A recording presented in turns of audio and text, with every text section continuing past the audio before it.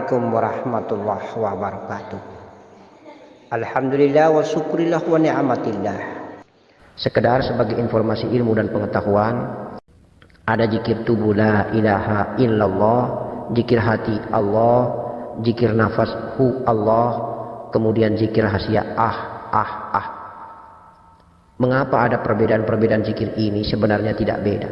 Tumpuan awalnya itu adalah zikir tubuh la ilaha illallah. Karena zikir tubuh la ilaha illallah sudah tenggelam di dalam rasa, maka dia berubah, tinggal hanya Allah. Karena zikir hati ini sudah tenggelam di dalam Nur Muhammad, maka insya Allah yang ada hanyalah zikir nafas hu Allah, hu. Hilang Allahnya, yang ada hanya hu. Dan semakin larut tenggelam zikir hu ini, maka hilang zikir hu, yang ada hanya ah. Berpindahnya dari zikir yang satu ke zikir yang lain ketika kita berzikir, itu menunjukkan bahwa terjadinya peralihan, tenggelamnya zikir yang satu, muncul zikir yang baru. Tenggelam zikir yang satu, muncul zikir yang baru. Efek daripada akhir penyebutan zikir itu karena nikmatnya rasa, karena tenggelamnya zikir ke dalam rasa. Insya Allah seperti itu. Dan selanjutnya kalau muncul zikir a, i, u, ah, hu, ah, huwa, aha, insya Allah biarkan saja dia berjalan, karena khusyuk dan konsentrasi kita semata-mata kita serahkan kepada Allah. Itu hanya merupakan lantaran dan sarana. Tidak perlu kita kaji ketika zikir itu berjalan, tidak perlu kita analisa ketika zikir itu berjalan. Biarkanlah zikir itu sebagai penghantar kendaraan kita terbaik untuk menuju ke hadirat Allah Subhanahu wa Ta'ala. Maka akan muncul sebuah daya, kekuatan ghaibiyah yang kita sadari akan datang dengan sendirinya. Itulah warid, itulah ilham hidayah dari Allah Subhanahu wa Ta'ala yang biasa disebut dengan mauna, karomah, laduni. Insya Allah, maka berarti menunjukkan bahwa zikir kita telah tenggelam dan Allah sudah menggenggamnya. Maka menunjukkan bahwa jiwa kita telah digenggam oleh zat Allah Subhanahu wa Ta'ala. Dan selanjutnya, wallahu a'lam bishawab, kita serahkan saja kepada Allah. Maka Allah akan mengangkat hijab dan kita diberikan kasaf, kita akan menyaksikan, bermusyahadah bagaimana indahnya perjalanan mi'raj daripada jiwa kita, daripada nafas kita ketika kita berzikir. Ayahanda, bunda-bundaku dan anandaku yang dicintai Allah, dirahmati Allah, perhatikan baik-baik posisi letak duduk nafas ketika masuk. Ketika kita belajar mengenal diri, maka kita berbaiat dengan mursyid. Maka mursyid mempertanggungjawabkan perjalanan ini sebagai pemimpin, pembimbing, penuntun ruhani, pembimbing, penuntun arah jalannya napas, pembimbing, penuntun arah jalannya jiwa, bersama para malaikat, bersama murobi daripada mursyid, bersama Robitah Mursyid Datuk Baginda Nabi Muhammad sallallahu alaihi wasallam. Maka sebagai seorang salik, dia telah mewakafkan, menggadaikan serta menyerahkan persoalan ghaibiyah, persoalan ruhaniah kepada mursyidnya. Dia hanya melakoni ikhtiar perjalanan nafas dengan zikir yang diberikan. Contohnya seperti zikir nafas. Dia hanya mengkhusyukkan dirinya, kemudian memasukkan zikir nafas hu, mengeluarkan zikir nafas Allah. Selebihnya untuk menempatkan posisi nafas itu secara gaib, turun di perut, di hati, atau di ubun-ubun kepala, tenggelam di ubun-ubun kepala, tenggelam di hati, kolbi, atau tenggelam di perut. Perjalanan ini gaib. Maka itu menjadi urusan mursyid, malaikatullah, dan datuk-datuk Robitah Mursyid Baginda Nabi Muhammad sallallahu alaihi wasallam. Tetapi sekedar informasi ilmu, pengetahuan bahwa ada 3 zikir, ada 3 rahasia yang di dalam aktualnya berjalan, kemudian singgah pada tempat dan stasiun 3 ini. Biasa diistilahkan dalam perguruan kita ini, di dalam tarekat kita ini,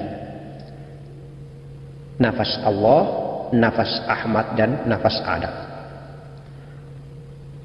Nafas yang ketika tenggelam di ubun-ubun digenggam zat Allah, namanya nafas Allah. Nafas yang turun tenggelam di kolbi, di negeri hati, negeri rasa, namanya nafas Ahmad. Nafas yang turun di perut, di sulbi, namanya nafas Adam. Begitu juga istilah nur Allah, nur Ahmad, nur Adam. Nur Allah, nur zat Allah yang ada di ubun-ubun kepala, yang biasa turun menyinggahi negeri hatinya, kolbi, zahirnya.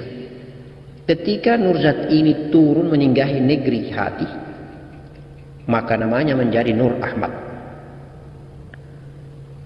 Nur Allah, nur Ahmad satu, hanya beda nama karena tempat dan posisi tinggalnya. Ketika di ubun-ubun kepala namanya nur zat, tapi kalau tinggalnya sudah di kolbi, di hati namanya nur Ahmad, nur Muhammad. Beda dengan yang ada di perut. Yang di perut ini tempat tinggalnya itu bukan di perut. Nur yang tempat tinggalnya sebenarnya namanya nur Adam ini, tempat tinggalnya di sulbi kita. Kemudian dia turun ke kemaluan, lalu dia naik ke perut, dan dia akan fana bergabung, fana lebur di hati kolbi. Ketemu dia dengan nur zat, nur Ahmad, nur Allah dan nur Ahmad. Maka fana nur Adam ini, nurun ala nurin. Nah, ada hikmah yang mau disampaikan Allah bahwa kalau kita salah tempatkan nafas itu, maka salah pula efek dan dampaknya. Aktualnya begini, nafas itu kalau lebih banyak jatuh di perut, itu hati-hati. Kalau semua nafas itu kita turunkan di perut, maka nafsu aku hambanya lebih tinggi daripada nafsu rabania. Maka dengan berbaiat kepada mursyid-mursyid bertanggung jawab, berdoa kepada Allah agar bersama para malaikat dan robita mursyid menuntun dan membimbing, menempatkan posisi nafas masuk tenggelam di negeri rasa atau di zatnya atau di ubun-ubun. Jadi hanya dua saja tempat yang baik itu. Di ubun-ubun kepala, yaitu di zat, nafas halus itu, atau sudah terjadi kolaborasi dengan nafas kasar ini, ataukah dia turun ke negeri hati, di kolbi. Maka wajib hukumnya itu nur yang ada di sulbi ini, yang ada di kemaluan ini, yang ada di perut ini harus naik ke atas, harus fana. Kalau kita turunkan nafas kita ini semua kumpul di perut, maka nur yang ada di Adam ini hidup. Kalau nur yang ada di Adam hidup, maka kita lebih banyak memiliki nafsu keakuan aku hamba daripada nafsu rabania. Sedikit sekali nafsu rabania itu. Karena nafsu rabania itu ada ketika hidup nur Muhammad yang ada di kolbi, hidup nur Muhammad yang ada di zat atau nurul izzati. Kalau golongan kita manusia Islam yang ingin bermakrifat, maka insya Allah mari kita fokuskan hanya dua stasiun yang ada, di kolbi dan di ubun-ubun kepala, di ghadibun yang ada di hati dan di ubun-ubun kepala. Insya Allah kalau nafas itu jatuh di zat Allah, tenggelam di zat Allah, digenggam zat Allah di ubun-ubun kepala, maka insya Allah ma'rifat billah. Sama juga kalau memang turun di kolbi, insya Allah ma'rifat billah. Karena ketika tenggelam di kolbi, maka dia akan naik kembali ke asalnya di ubun-ubun kepala. Sampai di ubun-ubun kepala maka fana, lebur, yang ada hanyalah zat Allah subhanahu wa ta'ala. Ini hanya sekedar informasi saja wahai ayandaku, bundaku, anandaku. Mudah-mudahan bermanfaat untuk bagi kita yang salih ini memahami dan mengetahuinya. Kita tidak boleh lepas dan keluar dari pintu Muhammad.